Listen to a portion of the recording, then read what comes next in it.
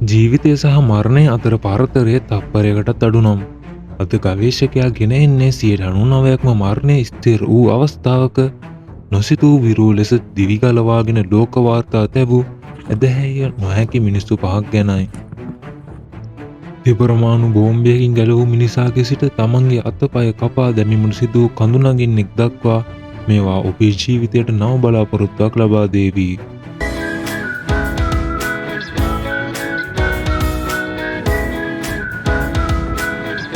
එරන් රැල්ස්ටන් 2003 දී කඳුනගින්නෙක් වූ එරන් රැල්ස්ටන් යූටාහි හුදකලා ගිරිදුර්ගයකදී දැවන්ත පාෂාණයක් යටට ඔහුගේ අත සිර වුණා. දින 5ක් තිස්සේ ඔහුට කෑමක් වතුරක් හෝ උදව්වක් තිබුණේ නැහැ. ඔහුගේ එකම විකල්පය වූයේ මරණයයි. නමුත් ඇරන් එම අතිශය භයානක තීරණය ගත්තා. ඔහු තම තියුණු නොවන පිහියෙන් සිර වී තිබූ තම අත කපා දැමීමට තීරණය කළා. ඔහුට ජීවිතය ලැබුණා. මෙම ධෛර්ය සම්පන්න තීරණ නිසා ඔහුට කිලෝමීටර් 10ක් දුර පයින් ගොස් උපකාර ඉල්ලා සිටීමට හැකි වුණා. මේ මිනිස් අධිෂ්ඨානයේ සීමාව කොතැනක්ද පෙන්වයි. ජුලියන් කෝප්ගේ 1971 දී ජුලියන්ගේ ගුවන් යානය කිලෝමීටර් 3කට වඩා ඉහළදී අකුණු සැරවැදීමෙන් ඇමේසන් වනාන්තරය මත දීප පුරා ගියා. සියල්ල මිය ගියත් ජුලියන් තම අසුනට සවිවී නිසා ඇයට ඇමේසන් වනාන්තරය උඩින් වැටීමට සිදු වුණා. ඇගේ අසුනයව මරණයෙන් ගලවා ගත්තා. ඇය වනාන්තරයේ තනි වුණා. කැඩී බිඳී ගිය අතපය තුවාල සහ වටේට සිටින සතුන් අතරේ ඇය දින 11ක් ගඟ දිගේ ඇවිද ගියා. වයස අවුරුදු 17ක දැරියක් මෙම දින 11ක දිවි ගලවා ගැනීම අදටත් වාර්තාවක්. සුටුමෝ යමගුචි ලෝකයේ බලවත්ම අවියෙන් එල්ල වූ පරමාණු බෝම්බ දෙකින්ම දිවි ගලවාගත් ලොව එකම මිනිසා වූයේ සුමොටෝ යමගුචි.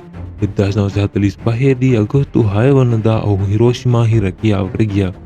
බෝම්බය වපුරන විට ඔහු නගරයේ මධ්‍යයට කිලෝමීටර් 3ක් නුදුරින් හිටියේ. ඔහුගේ දැඩි තුවාල ලැබුවත් කෙසේ හෝ දිවි ගලවා ගත්තා. ඔහු තමන් උපන් නගරය නාගසාකි වෙත පැමිණියේ සුවය ලැබීමටයි. නමුත් දින 3කට පසු නාගසාකි බෝම්බය වපුරන විට ඔහු එම නගරයේම සිටියා. ඔහු දෙවන වරටත් දිවි ගලවා ගත්තා. මේ මිනිසාගේ වාසනාවට හෝ ශක්තියට විද්‍යාවටවත් පිළිතුරක් නැහැ. ෆ්‍රේන්සෙලාක් යනු මරණය 7 වතාවක් මගහැර අවසානයේ ලොතරැයියක් දිනුව මිනිසා. ඔහු ලෝකයේ වාසනාවන්තම අවාසනාවන්ත ලෙස ගොඩක් ප්‍රසිද්ධයි.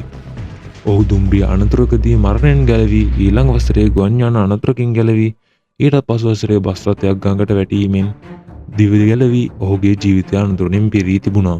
නමුත් ඔහුගේ අවාසනාව වාසනාවට පැමිණියේ 7 වන වරටත් මෝටර් රථයකින් ගිනිගෙන දැවෙන විට වසර 2කට පසු ඔහුට ඇමරිකානු ඩොලර් මිලියනයකට වඩා ලොතරැයි මුදලක් දිනා ගැනීමට හැකි වුණා.